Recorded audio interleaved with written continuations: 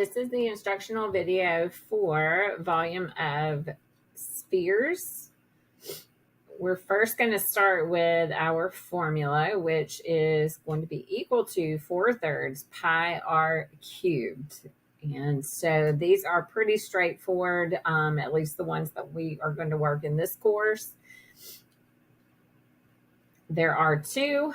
You can see that the one on the left has the radius of 7 given to you, 7 inches. And then the example that is on the right side is a little bit different in that it actually gives you the diameter value of 33 instead of the radius value. So that is the one thing that you need to watch out for when you're working these problems. Make sure that you have the correct radius value and that you don't accidentally use the diameter value, because a lot of times it will be given to you instead of the radius.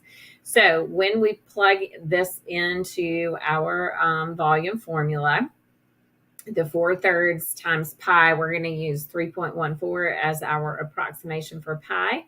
Make sure that you cube the radius and not square the radius. I think that's also another mistake that's made fairly often, just because everybody's kind of used to squaring the radius instead of cubing the radius. So just remember for your volume, to make sure that you do that. The first one on the left is going to give us a volume of 1,436.03 inches cubed.